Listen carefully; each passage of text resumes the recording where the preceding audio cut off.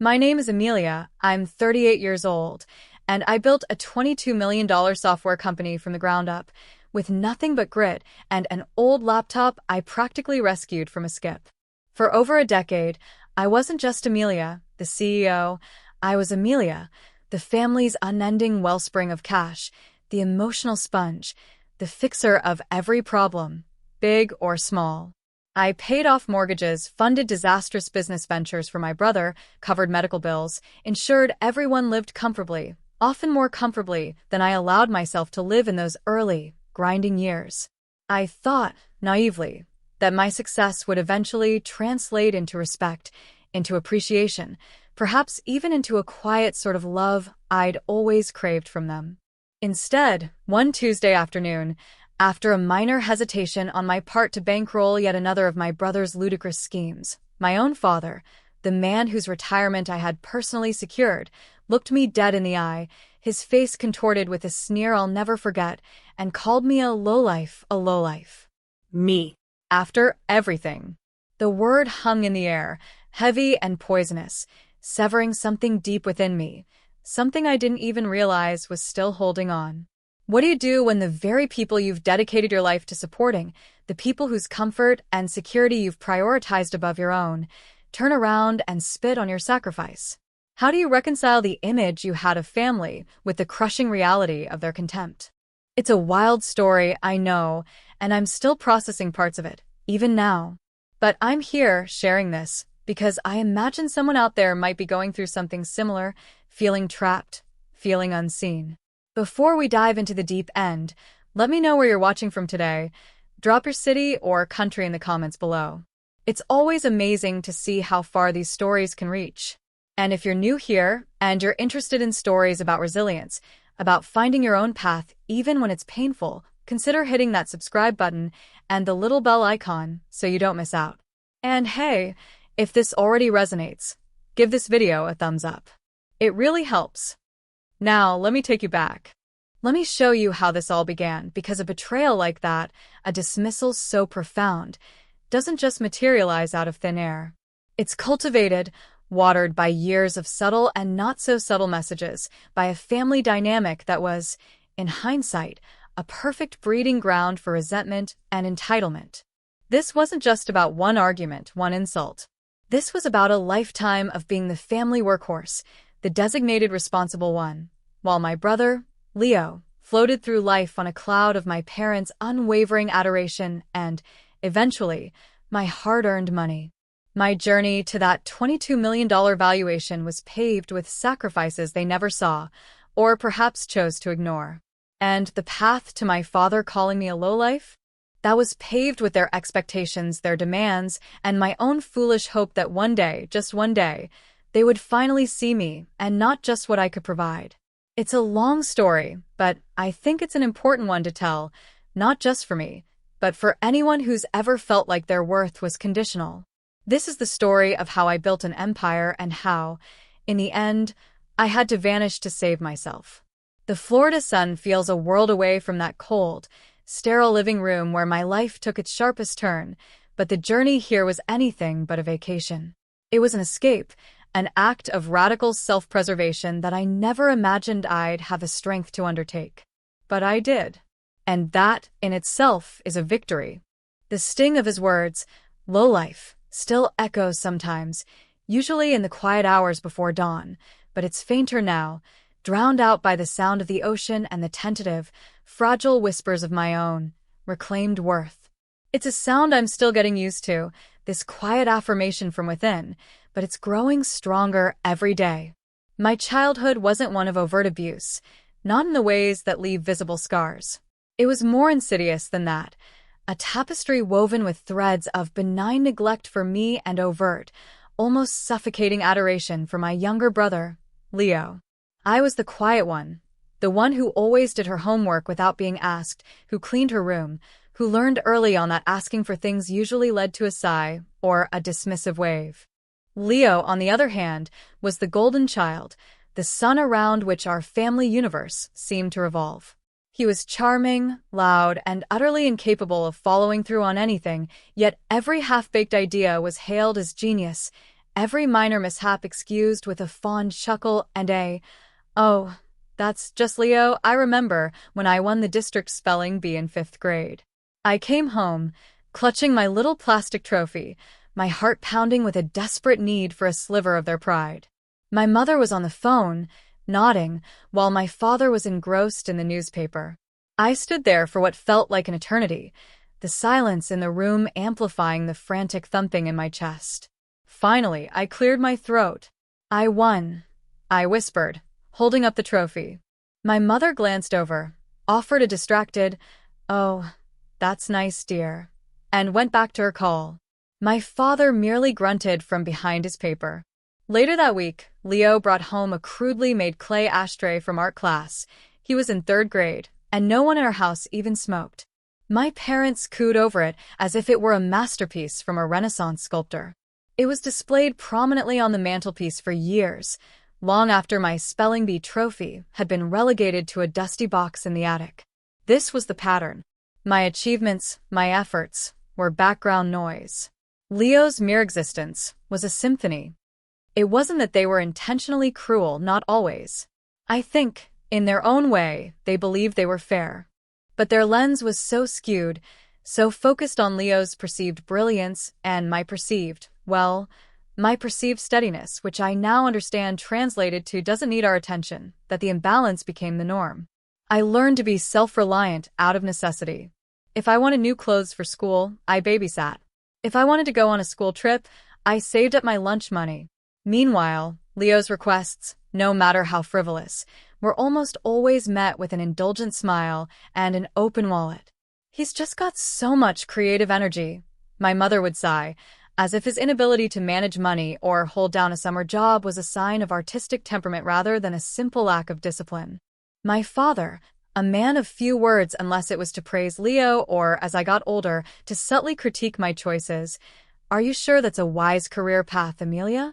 Doesn't sound very secure," reinforced this dynamic.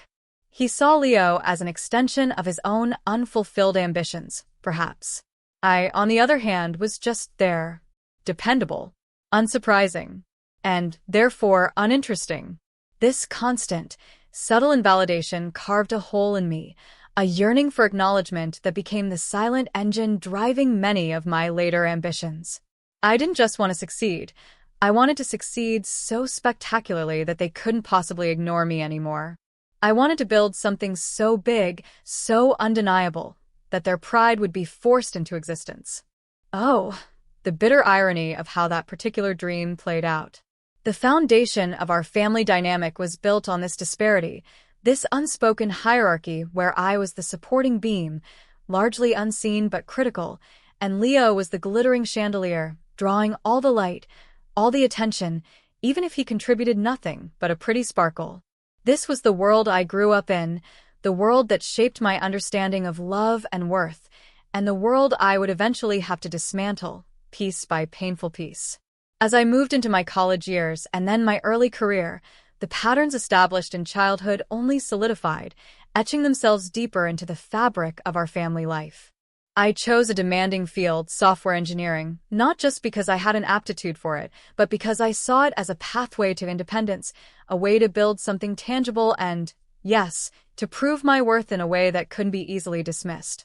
I worked multiple part-time jobs to put myself through university, scrimping and saving, acutely aware that there was no financial safety net waiting for me at home.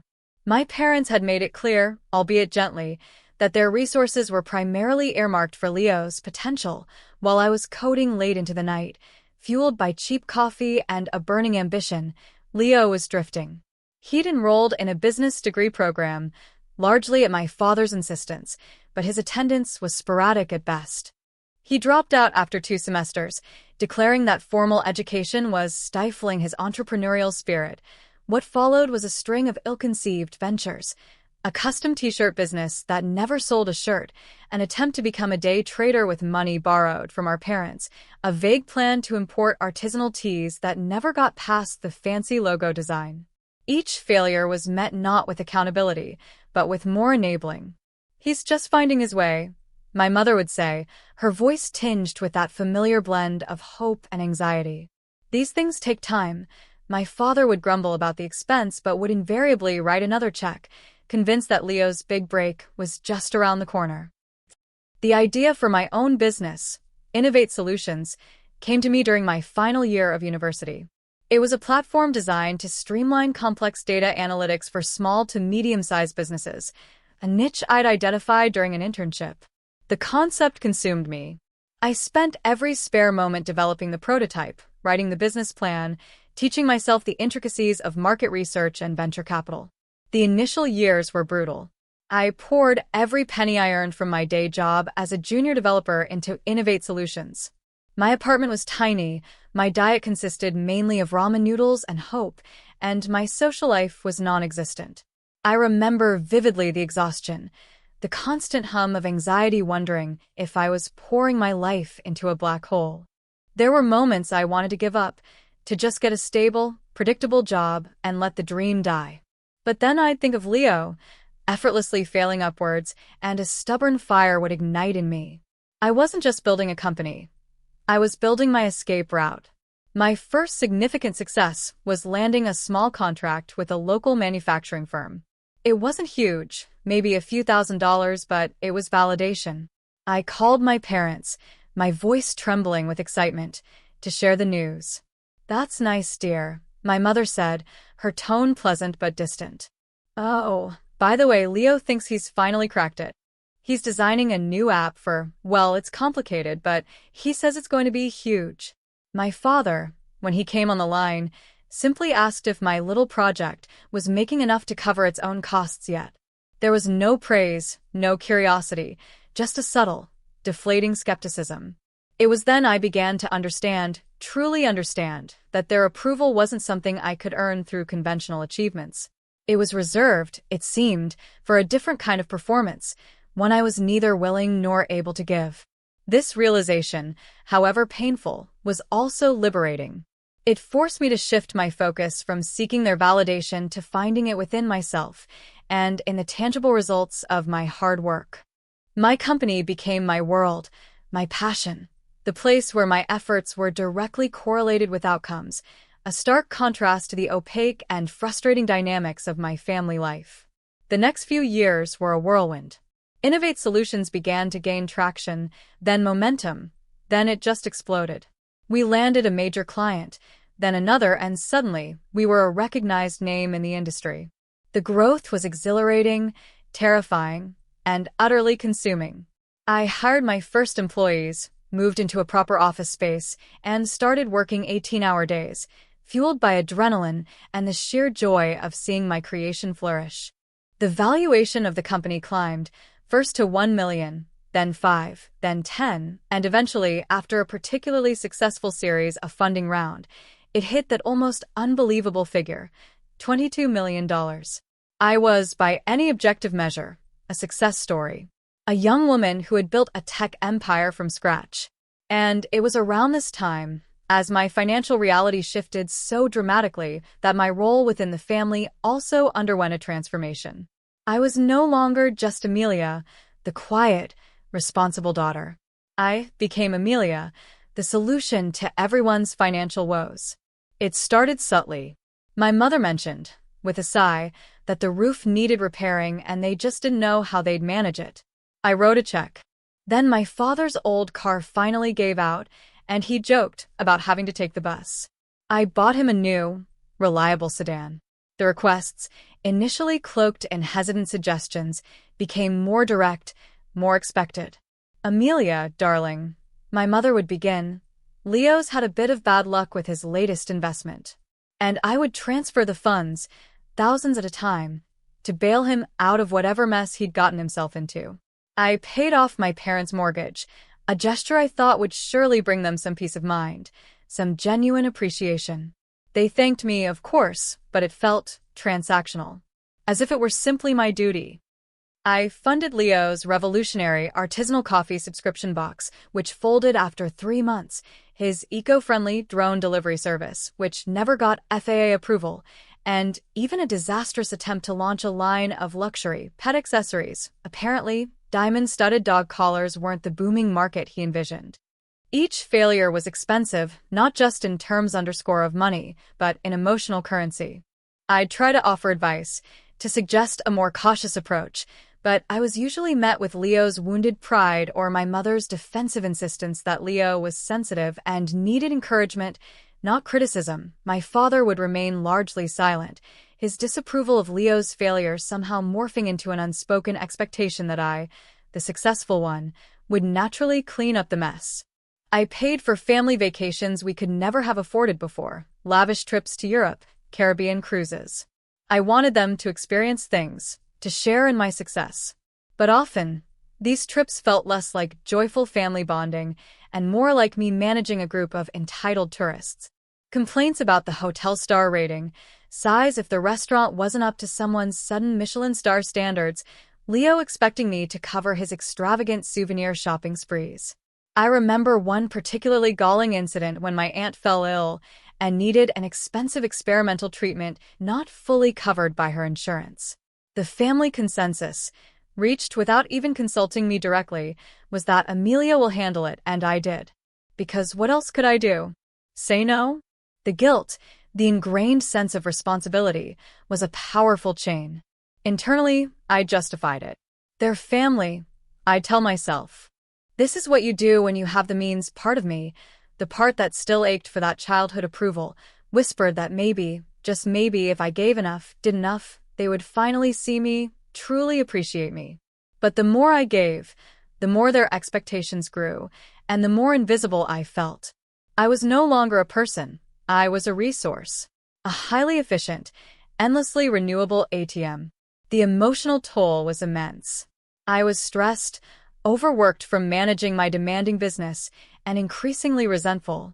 But I kept smiling, kept writing the checks, trapped in a role I had inadvertently auditioned for and, to my detriment, won.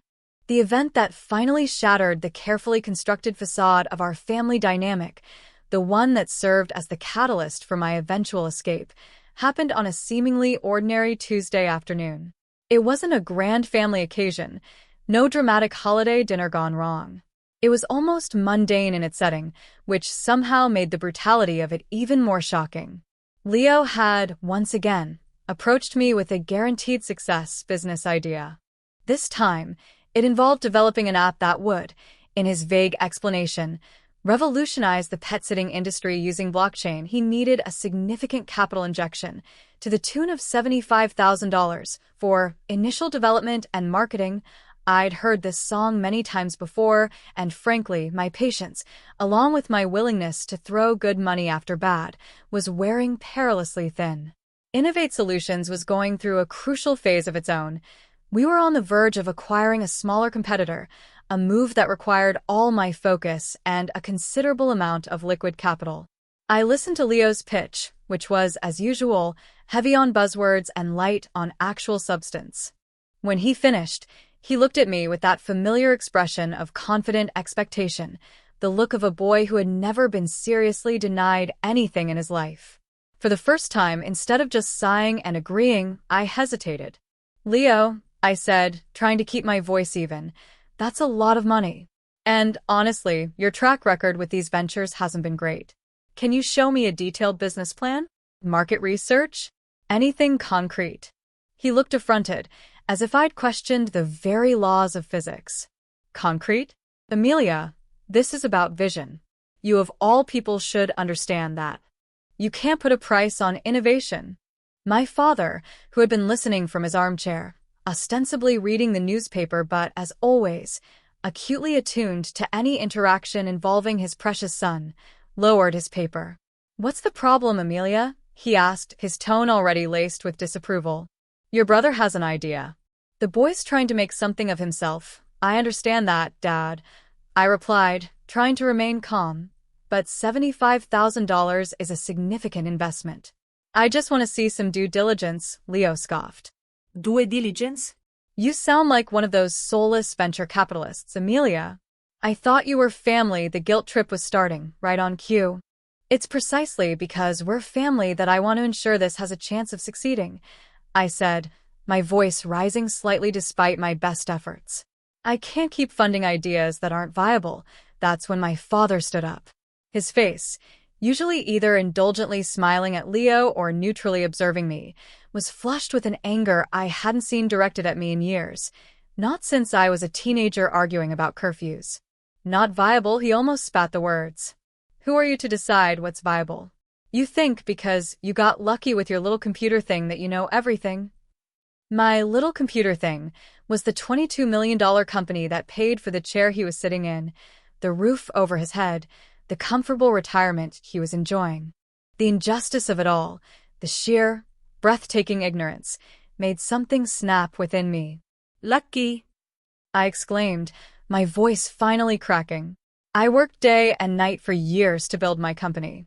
While I was sacrificing everything, you were bailing Leo out of one mess after another with money that indirectly came from my efforts. The room went silent for a beat. Leo looked stunned. My mother, who had drifted in, put a hand to her mouth. My father's face hardened, his eyes narrowing into slits. Then he said it, the word that would echo in my mind for months, the word that severed the last, frayed thread of hope I had for our relationship. You've become arrogant and grasping, he said, his voice low and cold. All this money, it hasn't made you a better person.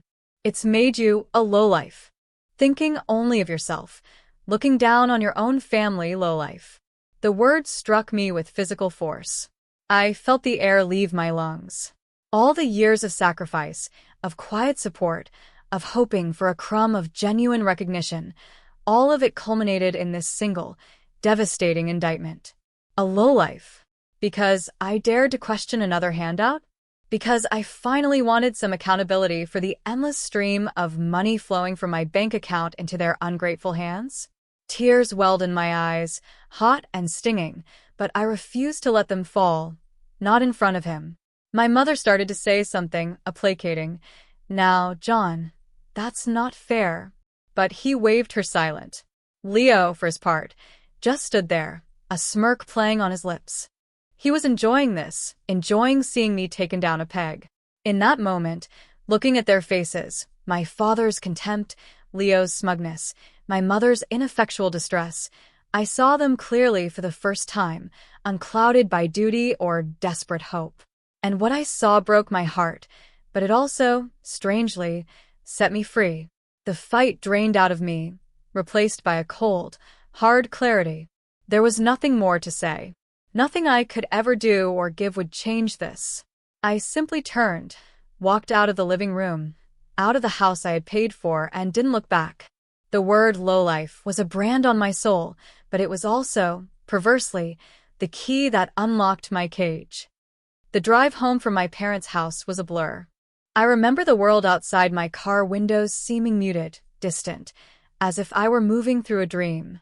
The word lowlife replayed in my mind on a relentless loop, each repetition a fresh stab of pain, of disbelief. How could he? How could my own father, after everything, reduce me to that? It wasn't just the insult itself, as crude and unfair as it was the venom behind it, the lifetime of unspoken resentments and skewed perceptions that had clearly festered beneath the surface, now laid bare. When I got back to my own apartment, a spacious, minimalist place that I'd always kept as a sanctuary from the chaos of my business and the emotional demands of my family, I didn't cry. Not then. I felt numb, hollowed out. I sat on my sofa, staring at the city lights twinkling in the distance, and a profound sense of desolation washed over me. For years, I had operated under the illusion that my success, my generosity, would eventually bridge the gap, would earn me the love and respect I craved. That illusion had just been violently shattered. The complicity of my mother and Leo was almost as damning. My mother's weak, "That's not fair," was a whisper against the hurricane of my father's rage, easily dismissed. And Leo's smirk, that smirk confirmed what I had long suspected. He didn't just benefit from the dynamic, he actively enjoyed my subjugation. He saw me as an obstacle, perhaps, or simply a resource to be exploited, and my father had just validated his perspective in the most brutal way imaginable. Over the next few days, I went through the motions. I attended meetings, made decisions for Innovate Solutions, spoke to my team with a calmness I didn't feel. But inside, A storm was raging. The numbness began to recede, replaced by a roiling mix of anger, grief, and a surprising, nascent sense of clarity. It was like a thick fog I hadn't even realized I was navigating had suddenly lifted. I saw the patterns, the years of manipulation, the endless cycle of expectation and disappointment with stark, painful precision. I saw how I had enabled them, how my desperate need for their approval had made me a willing participant in my own diminishment. And with that clarity came a decision, one that started as a whisper in the back of my mind and grew steadily louder until it was the only voice I could hear. I had to leave. Not just their house, not just the argument. I had to leave them. Completely. The thought was terrifying. They were my family, the only one I had. The idea of severing those ties, as dysfunctional as they were, felt like amputating a part of myself. But the alternative, continuing to live under the weight of their judgment, their entitlement, their casual cruelty, was no longer bearable. The lowlife comment had been a breaking point, a line crossed from which there was no return. It had shown me, in a way nothing else could, that their perception of me was so fundamentally warped that no amount of success, no amount of generosity, would ever change it. I would always be, in their eyes, somehow deficient, somehow less than Leo, the perennial golden boy. Why Florida? It wasn't a random choice.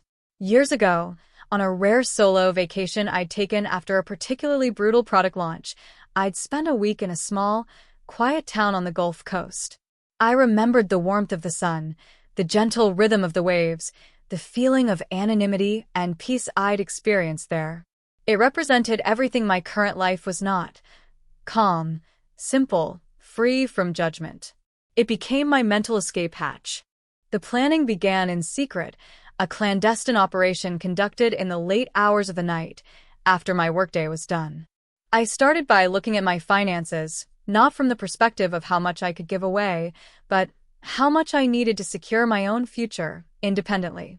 I consulted with my lawyer and my financial advisor under the guise of estate planning and investment diversification. I set up new bank accounts, transferred assets, and began to disentangle my personal finances from the complex web of family support I had woven. I researched properties in that quiet Florida town, finding a small, unassuming beachfront cottage that felt like a world away from the glass and steel modernity of my city life. I made arrangements for the remote management of Innovate Solutions. My COO, David, was incredibly capable and loyal. I knew I could trust him to keep things running smoothly with me working from a distance, at least for a while. This was the hardest part, the thought of stepping back from the company I had poured my soul into. But I realized that the company had also become a part of the trap, the source of the money that kept me tethered to my family's demands. I needed to redefine my relationship with it, just as I needed to redefine my relationship with myself. The emotional turmoil during this period was intense. Waves of guilt would wash over me, followed by surges of righteous anger, then a profound sadness for the family I wished I had. But beneath it all, a steely resolve was hardening. This wasn't an act of revenge, it was an act of survival. I even spoke to a therapist, something I'd never considered before. Laying out the decades of skewed dynamics, the constant pressure, the lowlife comment, hearing it all said aloud to an impartial observer was incredibly validating. "Amelia," she said gently in one session, "you've been carrying the weight of an entire family. It's okay to put it down." Her words were like a permission slip I hadn't realized I was waiting for. The decision was made. The plan was in motion. I was going to disappear. The day I left was a cool, overcast morning in late October. There were no dramatic confrontations, no tearful goodbyes, no final, scathing letter left on the mantelpiece. I simply packed 2 suitcases with essentials, my laptop, and a few sentimental items that held meaning only for me. A worn copy of my favorite childhood book, a small, smooth stone I'd found on that Florida beach years ago. I'd already arranged for my car to be shipped. My apartment, which I owned outright, would be managed by a property company. I drafted a brief, unemotional email to my parents and Leo, scheduled to be sent a few hours after my flight was due to land. It simply stated that I needed space for an extended period and would not be reachable, and that all financial support would cease immediately. I didn't explain, I didn't justify, I didn't accuse. I just stated facts. Walking out of my apartment for what I knew would be the last time in a very long while felt surreal. The city, which had been the backdrop to my ambition and my success, now felt like a cage I was escaping. At the airport, I moved like a ghost, anonymous in the bustling crowds. As the plane taxied down the runway, I looked out the window at the receding skyline, a knot of anxiety and a thrilling, terrifying sense of freedom tightening in my chest. When the wheels lifted off the ground, I felt a physical sensation of unburdening, as if invisible chains were snapping, one by one. The flight to Florida was uneventful. I didn't read, I didn't watch a movie. I just stared out at the clouds, my mind a blank slate, deliberately kept empty. When I landed, the warmth hit me first, a humid, embracing heat that felt instantly welcoming after the autumn chill I'd left behind. I took a taxi to the small cottage I'd rented online, sight unseen beyond a few photos. It was even more charming in person, a little weathered, painted a cheerful seafoam green, with a porch overlooking a stretch of white sand and the turquoise Gulf waters. As I stood on the porch, a gentle breeze rustling the palm fronds, the sheer enormity of what I'd done began to sink in. I was here. I had actually done it. There was a moment of panic, a sudden urge to call them, to apologize, to undo it all. But then I remembered my father's sneer, the word lowlife, Leo's smirk. And the panic subsided, replaced by a quiet resolve. Later that afternoon, my phone, which I'd kept on airplane mode, buzzed with a notification that my scheduled email had been sent. I braced myself. The deluge began within minutes. First, a text from my mother. "Amelia? What is this email? Call me immediately." Then Leo. "Are you serious? You can't just cut us off. I need that money for the app." Then my father, a series of increasingly irate missed calls, followed by a voicemail that was so full of bluster and demands that I deleted it halfway through.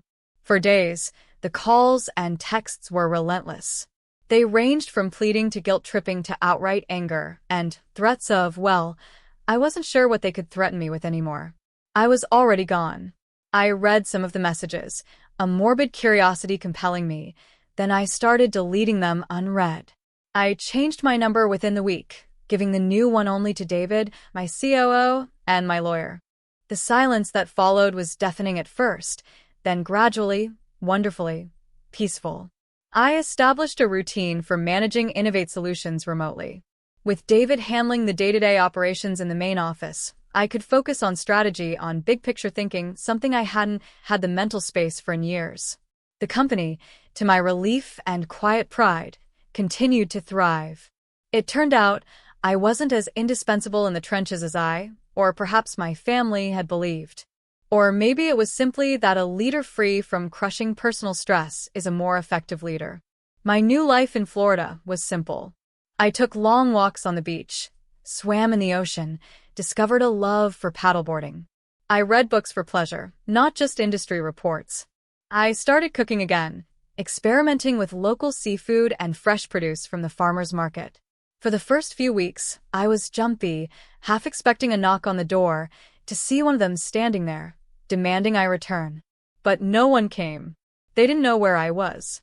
I felt a strange mix of emotions, profound relief, a lingering guilt that I fought daily, and an emerging sense of self-discovery.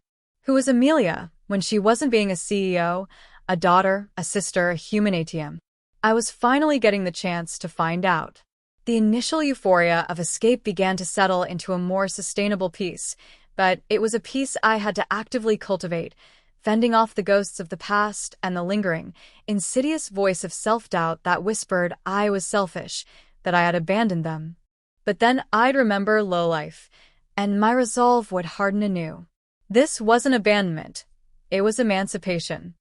Life in Florida settled into a rhythm that was entirely my own, dictated by the tides and my own inclinations rather than by quarterly reports or desperate calls for financial bailouts. I discovered the simple joy of anonymity. No one in the small coastal town knew I was a multimillionaire CEO. To them, I was just Amelia, the quiet woman who rented the green cottage by the sea, who bought coffee at the local cafe and spent hours reading on her porch. It was liberating. I made a few tentative friendships: a retired art teacher named Carol who ran a pottery studio, a marine biologist, Ben, who often shared fascinating insights about the local ecosystem during our chance encounters on the beach. These were relationships untainted by expectation or history, built on shared interests and simple companionship. They were a balm to my soul. The contrast between my new life and the one I'd left behind was stark. Here, there was sunshine, salty air, and the gentle murmur of the ocean. Back there, I imagined, there was financial chaos and bewildered resentment. And I wasn't wrong. Through my lawyer, who acted as an occasional, carefully firewalled intermediary for only the most critical family communications, which I had defined as life-or-death emergencies, nothing less, I received filtered updates. Leo's blockchain pet-sitting app, predictably, had never materialized beyond a fancy PowerPoint presentation. Without my endless funding, his vision had evaporated. He'd apparently tried to get a regular job, but his resume, padded with a string of failed CEO positions at non-existent companies, wasn't impressing anyone. My parents were struggling to adjust to living on their actual retirement income, which, while comfortable by normal standards, was a far cry from the supplemented lifestyle they'd become accustomed to. There were attempts to breach my wall of silence. My mother, through my lawyer, sent a tearful, rambling letter about how much they missed me and how difficult things were. It was filled with subtle guilt trips about family obligation and how Leo was so lost without my guidance. Read money. I read it, felt a familiar pang of sadness, and then instructed my lawyer to reiterate that my decision was final. My father, in a move that surprised me with its audacity, even tried to enlist one of my old college friends, someone he'd barely acknowledged in the past, to track me down. She, bless her loyalty, told him she had no idea where I was and then immediately called to warn me. These attempts, while momentarily unsettling, only reinforced the necessity of my decision. They still didn't get it.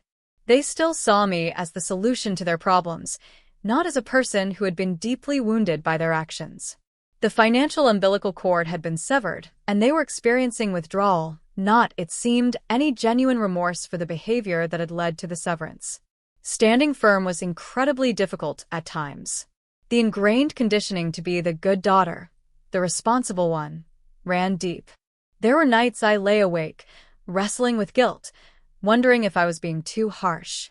But then I'd recall my father's face, contorted with that sneer, the casual cruelty of his words, Leo's smug satisfaction, and my mother's passive enabling. I'd remember the crushing weight of their expectations, the years of feeling like an inexhaustible resource rather than a loved family member. And my resolve would solidify. I was learning to choose myself, my peace, my well-being, over their dysfunctional demands. It was a slow, painful process, like healing from a chronic illness, but with each passing month in Florida, I felt stronger, clearer, more centered. The sound of the ocean became my mantra, washing away the lingering toxicity of the past. I was slowly, painstakingly, building a life where Amelia came first, not as an act of selfishness, but as an act of profound and necessary self-love. Several years have passed since I vanished to Florida. Innovate Solutions, under David's capable day-to-day leadership and my remote strategic guidance, has not only survived but has actually flourished, ironically becoming even more profitable and innovative. Perhaps divesting myself of the emotional and financial drain of my family allowed me a clearer focus, a renewed creative energy. My life here, by the sea, is quiet, but it's rich in ways I never imagined. I've become an avid paddleboarder. I volunteer at a local sea turtle rescue center, and Carol, my pottery friend, has even convinced me to try my hand at sculpting. My creations are lopsided and amateurish, but the process is wonderfully meditative. Ben, the marine biologist, is now more than just a beach acquaintance. He's become a dear friend, a kind and intelligent presence in my life who values me for who I am, not what I have. He knows a version of my past, enough to understand my need for peace, but he doesn't pry. He simply accepts. The girl who desperately craved her family's approval is slowly being replaced by a woman who is finding her own. What of my family? The updates, when they trickle through my lawyer, are infrequent and paint a predictable picture. Leo, after numerous failed attempts to launch other brilliant schemes, this time trying to secure funding from increasingly skeptical distant relatives and old acquaintances, finally had to get a real job. He works in retail, a position far removed from the CEO title he always felt entitled to. From what I hear, he's perpetually disgruntled. My mother still sends occasional, carefully worded emails to my lawyer, filled with nostalgic reminiscences and subtle pleas for reconciliation, always framing it around how much they are suffering. There's rarely any acknowledgement of the pain they caused me. My father, I'm told, remains stoic and proud, likely interpreting my absence as further proof of my selfishness. I've heard through the grapevine that he's told people I abandoned the family after making my fortune. The narrative, as always, is twisted to fit their perspective. There has never been an apology. Not a real one. About a year ago, my mother managed to get my new, private email address, I suspect a well-meaning but misguided distant cousin. She sent a long message, detailing some minor health scares my father had been experiencing, and ended with, "He's getting older, Amelia. Life is too short for these silences. Don't you think it's time to let bygones be bygones?" For a moment, the old guilt surged. The good daughter programming flickered. But then I reread it. Let bygones be bygones, as if the deep wounds, the lowlife comment, the years of exploitation and dismissal were mere trivialities to be swept under the rug. There was no ownership, no remorse, just an expectation that I should be the one to bridge the chasm they had created. I drafted several replies in my head, angry ones, sorrowful ones, accusatory ones. In the end, I wrote a short, calm response. I expressed polite concern for my father's health. I said that while I agreed life was short, true reconciliation required acknowledgement and change, not just a desire to revert to a comfortable status quo. I told her I had found peace, and I wasn't willing to sacrifice it. I wished them well. I never received a direct reply to that. The peace I've found is real, but it's a bittersweet peace. There's a sadness for the family I wish I'd had, for the love and acceptance that was never truly there in the way I needed it. Severing ties, even toxic ones, leaves a scar. But it's a clean scar now, no longer an open, festering wound. I've learned that sometimes the most loving thing you can do for yourself is to walk away. I am no longer defined by their expectations or their judgments. My $22 million company is a testament to my skill and hard work, not a family piggy bank. My worth is inherent, not something to be earned through endless sacrifice at their altar. Florida didn't just give me a refuge. It gave me back to myself. The journey was excruciating, the decision terrifying, but on the other side of it, I found a strength I never knew I possessed. I am Amelia, and I am not a lowlife. I am a survivor. I am the architect of my own peace. And that, I've come to realize, is worth more than any fortune. The lessons I've learned on this journey are etched deep into my soul. The most profound one is that your self-worth cannot be contingent on the approval of others, especially those who consistently devalue you. For years, I chased their validation, believing that if I just achieved more, gave more, was more, they would finally see me, love me, respect me. But their lens was permanently distorted by their own needs, their own favoritism, their own limitations. The lowlife comment, as devastating as it was ultimately a gift. It was the shock that woke me up from a long, painful dream of trying to earn the unearnable. I learned that boundaries are not acts of aggression, but acts of self-preservation. Saying no, walking away, protecting your peace, these are not selfish actions when you are dealing with toxic dynamics. They are essential for survival and for the possibility of building a healthy, authentic life. You cannot pour from an empty cup, and for too long, I allowed my family to drain me dry, leaving nothing for myself. Another hard lesson was that you simply cannot buy love or respect. My financial success, instead of elevating me in their eyes, often seemed to make me a target for more entitlement, more expectation. The money became a barrier, a tool they used, rather than a bridge to genuine connection. True family, I've come to understand, isn't just about blood ties. It's about mutual respect, support, understanding, and love that is unconditional, or at least, not conditional upon what you can provide. I'm slowly building that chosen family here in Florida, with people who see me, Amelia, the person, not Amelia, the bank. To anyone out there watching this, perhaps nodding along, seeing echoes of your own story in mine, please know this.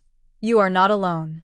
If you are in a situation where you feel constantly undermined, exploited, or disrespected by the people who are supposed to love you the most, please know that you have options. It might be setting firmer boundaries, seeking therapy to understand and navigate the dynamics, or, in extreme cases like mine, making the painful decision to create distance. Your well-being matters. Your peace matters. You are not obligated to set yourself on fire to keep others warm. The path to reclaiming yourself can be terrifying, fraught with guilt and fear, but the freedom and self-respect you find on the other side are immeasurable. It's a journey, not a destination, and there will be good days and bad days. But choosing yourself, consistently and unapologetically, is the most powerful investment you can ever make. My life now is quieter, simpler, but infinitely more fulfilling. The Florida sun is warm on my skin, the sound of the waves is a constant comfort, and for the first time in as long as I can remember, I feel genuinely at peace. The ghost of my father's insult still whispers sometimes, but now, it's drowned out by a stronger voice, my own, telling me that I am worthy, I am resilient, and I am free. Thank you for listening to my story. It wasn't easy to share, but I hope that in doing so, it might offer some solace or courage to someone else. I'd love to hear from you in the comments. Have you ever faced a similar situation? How did you navigate it? What did you learn? Sharing our experiences is how we connect and support each other. If this story resonated with you, please give the video a thumbs up. It really helps others find it. And if you haven't already, consider subscribing for more stories about overcoming adversity and finding your own path. And please, if you know someone who might be struggling with family dynamics like these, share this video with them. Sometimes, just knowing you're not the only one can make all the difference. Thank you again. And remember, you deserve peace. You deserve respect. You deserve to be seen for who you truly are. Go build your own Florida, whatever and wherever that may be for you.